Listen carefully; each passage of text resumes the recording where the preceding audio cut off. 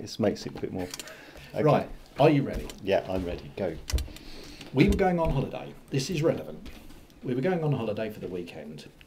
No, I've got a wrong start again. Let me start again. Okay. In the past, when there's any development going on down there, they have always notified every neighbour. And they've always notified me twice because I'm a neighbour and I'm also the chairman of the association, so I get 2 notifications. I noticed that they put some planning application forms up on the site. This was, I can't tell exactly when, but this is a few months ago. And we were just going to, we go away on a holiday a lot. We were just going away on a holiday, so I took no notice and thought when I get back, I will have had the notification from the council. So came back off holiday, no notification, didn't think too much about it, left it for a week or so, still didn't get a notification, and then I thought, well, I'd better phone them up and find out why I haven't been notified and what's going on. So I phoned up the planning office and spoke to a woman there, and she was extremely brusque and said, we have notified the 2 adjacent neighbours, we do not have to notify anybody else, and we're not going to. So I said, oh, it's a bit unusual because in the past you've always let everybody know, and particularly me, because of who I am. And she said, no, we're not doing that anymore. That's that. So I said, okay. So I looked at the notice, and the date of the planning meeting was going to be, I could look it up in a minute, it's not important for the moment. So the date was going to be in about a fortnight's time after that, and I thought, well, that's a bit quick. They've not really given me enough time to go around to the neighbours, get a petition and to object to it. So I phoned up and spoke to the woman that's dealing with it, and she said, oh, that's okay, we'll put it back to give you a chance to to do what you need to do. So she wrote to me giving me a new date, which was then a fortnight or 3 weeks You'd got after. you'd got nearly a month. I've got nearly a month. So that was okay.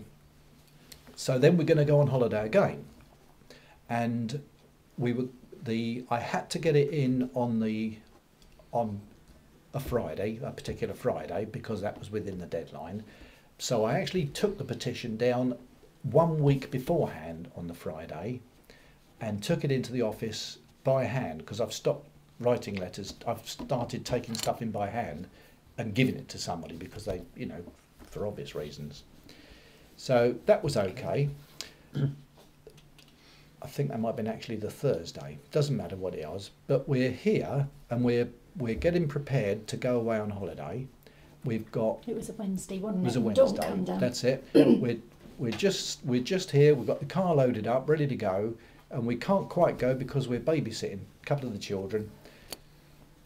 So we're in limbo. We can't go. All of a sudden, one of my neighbours from 3 doors up come running down the road. She said, "I've just had the planning office on the phone to me."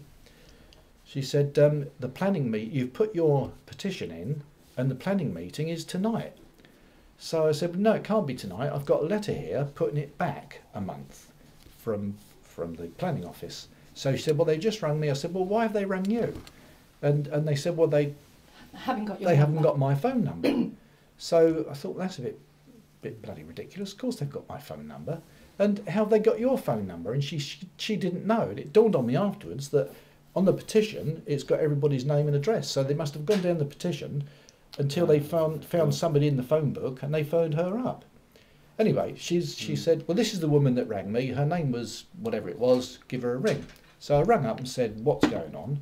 She said, "Well, the meeting's tonight." I said, "Well, it can't be because I've got a letter here that says it's not until..." It was a month later. So she said, "Well, who'd you get that letter from?" So I said, "Well, it's come from Collins, Elkie Collins." So she said, "Well, when did she write that?" Quite, interrogatively. I said, "Well, it was dated the so-and-so, and, this is all the rest of it." So she said, "Well, the meeting's going ahead anyway." I said, "No, it can't do. This is unconstitutional. You can't. I've only, I'm not going to be here to speak at the meeting. I haven't prepared a speech, and I'm actually just about to go away on holiday. So you can't have the meeting tonight." She said, well, that's it, tough tits, it's on, and that's it. So I said, right, you better get your boss to, whoever your boss is, you better get him to ring me pretty sharpish, because this is not acceptable. So then I sent an email to Phil Scott. I haven't got his phone number, so I had to email him, and I've got a copy of the email here. And it says, he's your local councillor. Yeah, he he's is, very yeah, good. he's very, very good. Yeah. He was good on Robsack as well. It says, this is a bit complicated. I'm just about to leave the house bound for Weymouth till the weekend. Planning have just rung one of my neighbours informing her that the planning meeting to decide this issue is tomorrow.